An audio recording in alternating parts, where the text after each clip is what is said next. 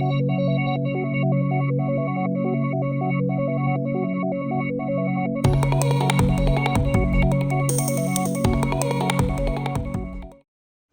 demonstration we're going to do for you today is with regard to the Kentec Sigma Xt panel. This is an extinguishing control panel that incorporates gas suppression systems into the detection system as a whole. And what happens on this system is what we are going to describe here today for the end user's purpose. This is not for the installer or for the person that needs to do the configuration on the system. So on this system, all that has been done already. The system has been configured, installed, everything that needs to happen. This is purely for the purpose of the person that becomes the end user of the system, in order that you would know how to deal with the system and to make it work for you. Right, first of all, the panel will be supplied with 230 volt electricity from a local distribution board. There will be a switch in here that you will need to activate in that regard. It also has an isolator switch above the panel that you would need to switch on in that regard. Unfortunately, we don't have 230 volt present on the system at the moment. We will be doing everything from the battery setup. So just remember, first of all, you need to activate the isolator switch in here, the dedicated breaker, activate the isolator on the top, and then connect the batteries on the inside of the system, which we are going to do now, and I'll show you what happens as we go. Alright, let's get the cord here. Literally just insert the terminal onto the lug onto the terminal. There we go. Right, the panel will come up in a startup configuration as is. Normal healthy condition will show you a green LED and either manual auto or a manual only mode selection on the key switch. The buzzer that has come up here is as a result of the fault condition that occurs because there is no 220 volt on the system. We will just mute that, and you will see the relevant indicator lights coming up here. Fault conditions on the system are relevant in this situation, that it will appear on the panel fascia, but there is also a telltale line at the bottom here that will indicate to you where the problem is coming from.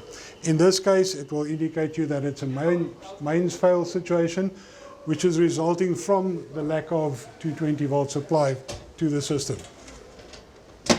At this stage in time, we're going to ignore this because, like I said, unfortunately, we don't have the 230 volt that would run this panel under normal conditions. Everything is just running off the battery at the moment. In the event that you have a fire condition, or let me rather backtrack, when you receive the system, it will come as set up here. On my left-hand side here, your right, you will see that there is a set of gas cylinders here. The system is equipped with a CO2 extinguishing system, and it is activated via means of a gas relay interface module situated on the wall here. Inside this interface module is a little contact, normal J plug that is unplugged at the moment. It's situated on the side there. When you receive the system and you have activated the whole system, that is your last connection that you will make. You will take that little plug and insert it into the housing on the system or on the relay face, and that will make your gas suppression system active. At this stage in time, we only have the detection system active. Please remember that this is a combined system, detection and suppression. They function together as an entity, but you can separate the gas suppression system from the detection system by means of the manual key switch override. So depending on the configuration that you select here, the gas will work in conjunction with the detection system, or the detection system will work by itself and the gas will be operated manually only. That is what this key switch is for. Please note also that the same key switch that operates your manual override also activates the control key switch activation in this regard. That is very important. We'll get back to that just now. What we're going to do is activate a fire condition on the system so that you can see what happens, or an alarm condition if you want to call it that, so that when the alarm is triggered by the detection system, the detectors that are situated up in the ceiling, under the ceiling, you'll find that it brings a fire condition or alarm condition to the panel, which you then have to acknowledge and investigate. It may be on this unit or on the unit next door. And in that regard, determine where the possible fire condition may be resulting from. If the first and second zone goes into a fire condition, it is going into alarm zone or into the initiate phase, whereby the system will then go into alarm and eventually will release the gas in that specific area. All right, first of all, we will trigger a alarm condition on one of the two zones. Remember, it does not need to happen zone 1, zone 2 first. It can happen on zone 2 first and then on zone 1. But only zone 1 and 2 are configured to do the gas extinguishing function in this particular area. Zone 3 is connected to a manual core point that is situated on the wall there. It will not release the gas. And we need to make that clear. The third zone on this panel is for detection purposes only. It will not release any suppression medium in the system. All right, my assistant is going to trigger one of the detection heads so that we can just see what happens on the system, on the detection system. And then I will show you accordingly. It's going to make some noise. The bell is going to be activated as well.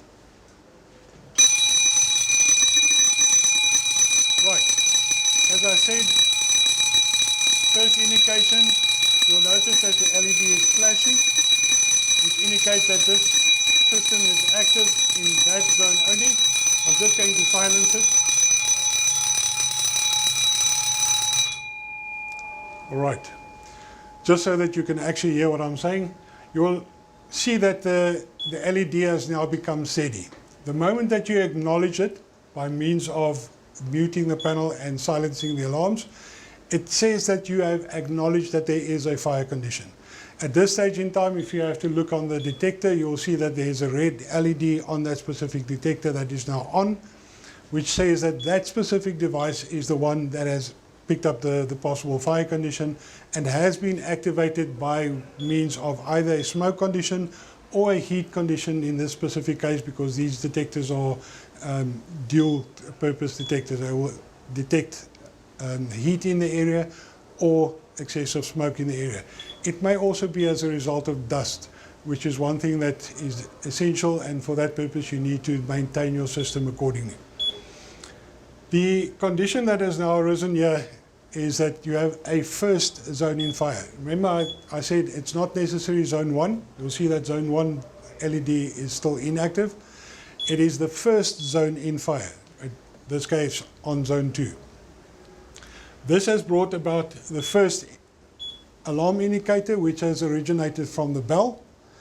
Once that bell has sounded and you have acknowledged it, you can then go and find the situation that has caused the possible fire condition. If there is a relevant fire condition, obviously you would need to get to the extent where you would either manually release the gas suppression agent, or in the manual and automatic situation on the second knock, it would release by itself. Right, we will activate the second detection zone and indicate you what happens on the activation of the second system. Just turn this.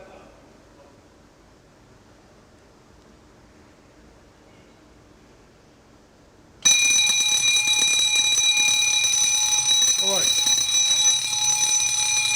Again, we have now two zones in a fire condition.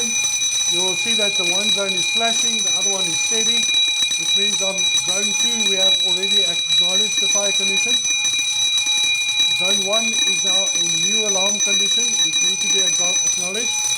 Again, you need to activate the control enable key, mute the panel internally, and silence the alarms.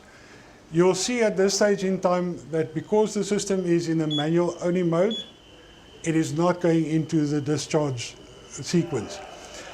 If I switch the system from the manual only mode to the manual and auto selection, the system is going to go into a countdown that will be displayed on the 8-segment display unit here. And in that regard, it will start with a physical countdown of 30 seconds through to the actual release stage, whereby the system will then talk to the gas relay interface, and in this situation there would be a red LED that would come up there to say the gas release has now been activated. In the event that we switch the system then to the manual and auto mode, it would go through a 30-second countdown, to which stage it will then, when it reaches 0, then release the suppression agent. In the event that the suppression agent is released in this environment, it is imperative to note that the area should be contained and the door should be closed and remain closed until such a time as you are ready to respond in whichever means to what has happened on the inside. The reason for that is we want to contain the suppression agent in the protected area.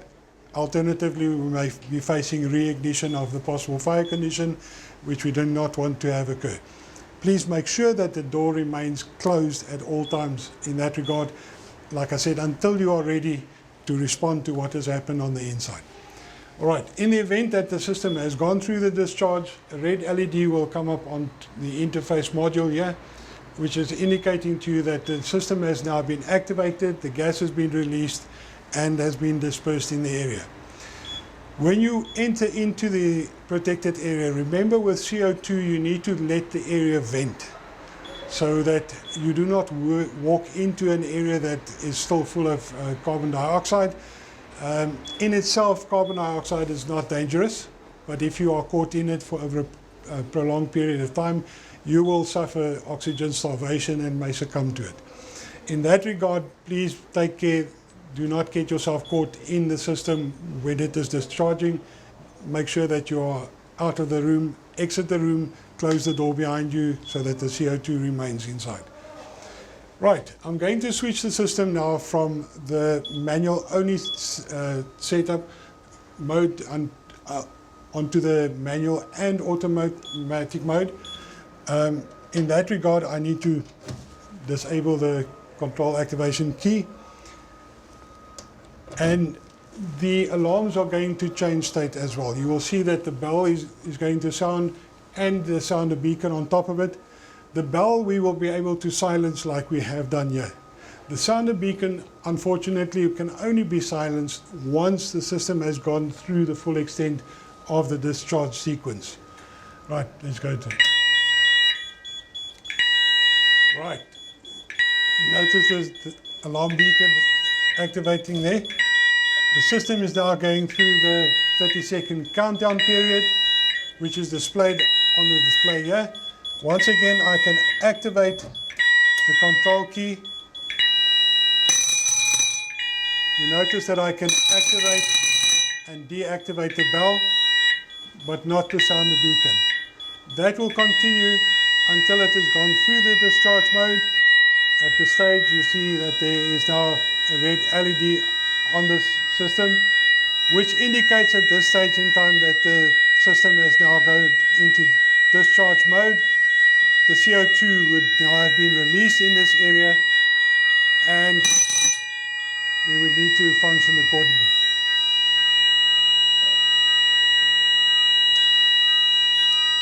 The system will hold this discharge mode for at least 1 minute after discharge, which indicates that the suppression medium has now reached the point where it is actually doing what it's supposed to. If there's any fire condition, it would now suppress any possible fires in the area and give notification to everyone in the vicinity of the situation. I'm going to bypass this so that we can actually hear each other.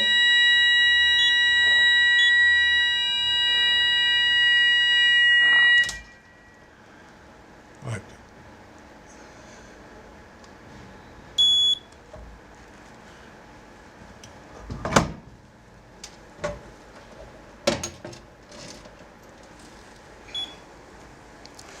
Right, what I've done is just short-circuited the whole reset event on the panel, just for the purpose that we can communicate as to what has transpired here. All right, what we said first of all is that we had a detection zone going into a fire condition. We had a second detection zone going into a fire condition. When the system was in the manual only mode, it did not activate the immediate discharge sequence or the initiate towards the discharge. But the moment that we switched it onto the manual and auto mode, it automatically went into that specific sequence to actually release the gas at the end of the day. The control activation sequence here, when this key is in the off position, there are limited functions that you can actually do on the system. The only functions being the mute function, and then there is a test LED function that you can activate on the panel. Nothing else will work or will do anything in this regard. So in order to be able to raise alarms or silence alarms or reset the system, the key switch has to be active, and you will see that on the display it says AD, active display, which in this situation means that the system is now capable of being responded to by the operator on any of these keys functions.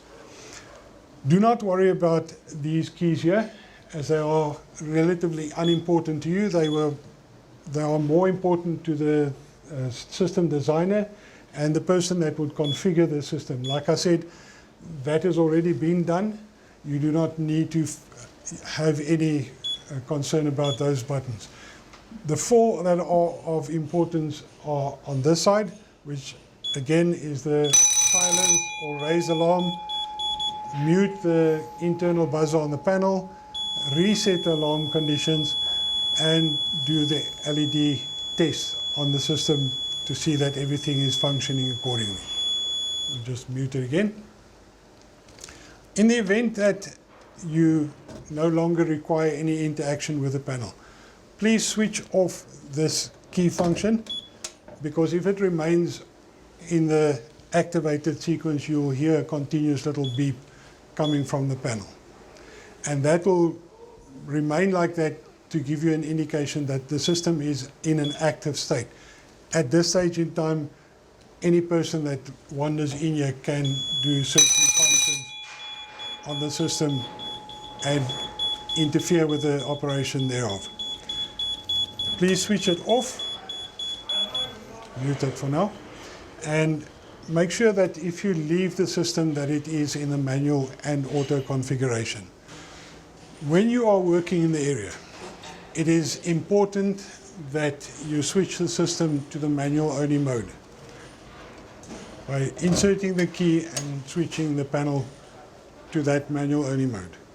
The reason for that being is that should something happen in the protected area and the gas be activated while you are in here, you may succumb to CO2 intoxication and oxygen starvation, which is what will result from CO2 being released in the area. It is a relatively small area. You can easily make your way out of the door, but it is for your own best practice to actually deactivate the gas in the protected area until such a time as you exit from the area again. In doing so, then you will just return the system to the manual and auto configuration, which then leaves the system fully protected again. In the event that you do work here and you switch it to the manual and auto condition, the detectors are still going to activate under any smoke or heat conditions that may arise from the area. So if you are grinding in here or if you are welding in the area, it's best to cover up the detectors with the dust protective covers in order not to activate the detection devices. Alternatively, ensure that there's good circulation in here, and when you are done, make sure that the area has been vented properly before you return the system to the manual and automatic configuration, because you do not want any dust particles left in the area or any smoke particles that are left to settle in the detectors and activate them accordingly. In this configuration, if you should have a fire condition that occur in the area while you are busy working here, it is important to note that on this system there's been a manual activation button provided here. This overrides any situation on the detection system. The reason being is that, I beg your pardon, let me just get that activated again. We would want to have someone physically able to release the gas should the imminent situation arise that you need to have the gas released. Just mute that thing. And there isn't immediate detection available, or the detection has activated but the gas release system has not, because someone is working in a specific area. In this configuration, by depressing the red button there, you can manually release and override the detection system to release the gas inside the protected area. Remember, it goes for the MV and the LV room, which are two adjacent areas. They will both be released at the same time. So irrespective of whether you are working in this area or the area next door, they will all have the same suppression medium discharge in that area. So again, once you activate it, it will start with the countdown sequence. The bells will go. Again, I can silence the bell, but the sounder beacon is still active, and it will go through the full countdown period up until it reaches 0, and then again after that the gas will discharge, which we will see happening now. Just let it run through. There we have a manual release. So in this situation, no detection, but the gas has been released via the manual release. We'll let it run through the sequence because I want to show you how to deactivate the system accordingly. I gaan so 'n minuut vat. Right. I have bypassed the timer on the system in order to get back to the demonstration. Once the system has gone through the minute countdown, you again just enable the control switch, press the reset button, and it will clear the fire condition and the discharge situation on the panel. In the event that you have a fault condition on the system, like we said, there's no way to reset a fault condition other than by effectively restoring whatever is causing the fault condition to normal operation. If I should remove a detector from the line, if I should remove any of the alarm circuits, or anything of the sort, it will come up with a relevant fault on the system, and fault conditions will be illuminated with an orange LED, amber LED, whichever way. In order to see to that, like I said, you can go and have a look at the telltale signs at the bottom of the panel. It will give you certain indicators to say where the fault condition has come from. Once you have restored that, in this case, if we should put 220 volt onto the system, that condition essentially would clear itself and disappear, and you would be left with only the green LED there and either the manual or the manual auto configuration switching on the system here. That would be your normal operation state. In the event that there is a fault condition, amber LEDs will come up and telltale will be indicated on the bottom of the panel. In the event of a fire condition or alarm condition, there will be a red LED that will appear here, or in the flooding zone, in the same instance, a red LED on that side would indicate you an alarm condition. The reason for the different LEDs is priority assessment of the situation. Any red indicator would mean that you immediately need to respond to it. An amber LED would mean that you need to take note of it and restore this condition, but it would not affect the rest of the operation of the system. So in essence, while you have a fault condition, like we have the mains fail situation at this stage in time, the activation of the system still would continue as normal, and the system will still function on the backup batteries installed in here. These batteries will essentially give you 24 hours backup on the system once the main supply has failed. Alternatively, under alarm and under discharge configuration or discharge setting, they will give you a half an hour to just render the system to operational state in order to release the gas in the fire condition. That, in essence, is the operation of the Sigma Xt panel and the configuration thereof. For you as the end user, the very most important thing to remember is you have 4 buttons that you need to respond to. You have a key switch that you need to enable once you need to respond to any of these settings, and there are certain conditions on the system that you need to be able to respond. The normal operation of the system with a green LED, any fault condition that may arise, or any alarm condition that may arise from the system by means of a red LED. Again, just a quick run through.